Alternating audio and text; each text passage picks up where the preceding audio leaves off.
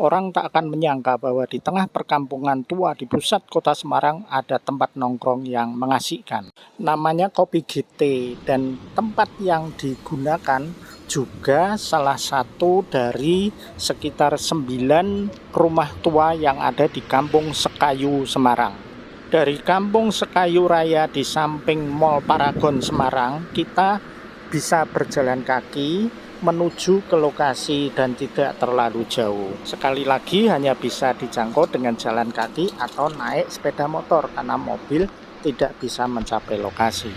Dalam perkembangan sejarah kota Semarang, Kampung Sekayu tidak boleh dilupakan begitu saja karena di kampung inilah dulu pusat pemerintahan pernah diadakan sebelum kantor kabupaten pindah ke Kanjengan. Dan salah satu saksi dari pusat pemerintahan di Sekayu itu adalah Masjid Tua, Masjid Taqwa yang ada di tengah perkampungan. Dan masjid itu ditengarai dibangun pada masa tahun 1400-an, jauh sebelum Masjid Kauman dibangun. Lalu bukti-bukti bahwa Sekayu adalah kampung tua adalah adanya beberapa rumah tua, dan salah satunya yang sekarang dipakai sebagai Kopi GT ini. Dari luar suasana oldies sudah terasa, apalagi bila kita memasuki dalamnya.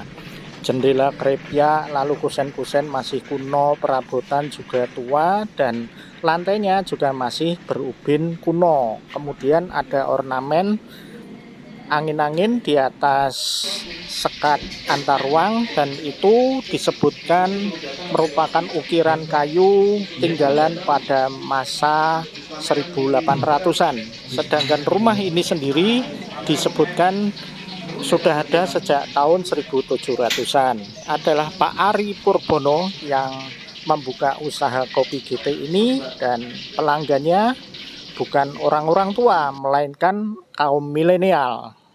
Ini adalah lesung tua yang dimanfaatkan sebagai meja.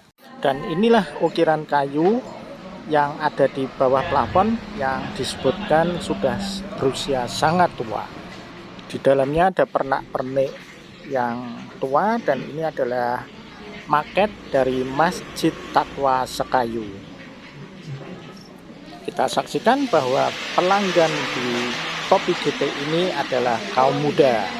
Bahkan bila pada malam minggu, jangan ditanya lagi, pengunjungnya berjejal dan kebanyakan adalah orang-orang muda. Usaha Kopi GT ini dimulai sejak Mei 2022 dan menyajikan aneka menu wedangan.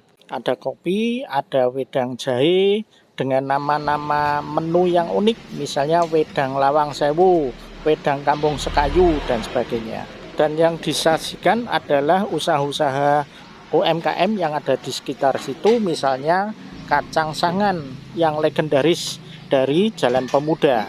Adalah Pak Ari Purbono dan istri yang menyajikan sendiri pesanan dari pengunjung. Ini semua titipan UMKM Pak Yohanes. Ngajengin panjenengan itu kacang sangan pedagang. Dan generasi ketiga itu terakhir Pak Syakban sekarang yang goreng. Itu kalau nggak laku, saya ditelepon, Mas kio sisa, tak bungkusi 1000-an. Kopi Mas Dewanya nama satu Raja Rabika. Ya. Sama goreng cumi. Kuiti goreng cuminya habis ngomong betul. Sedang saja. Oke. Mas Evan. Pengunjung bisa bersantai menenggak minuman yang dipesan dan juga makanan yang disajikan, dan tidak perlu terburu-buru karena suasananya juga memang sangat oldies. Inilah menu yang disajikan. Ada wedang Lawang Sewu, ada wedang N. Hadini, karena sastrawan terkenal N. Hadini pernah bertempat tinggal di Kampung Sekayu ini, dan fotonya ada dipajang di ruang Kopi GT ini juga.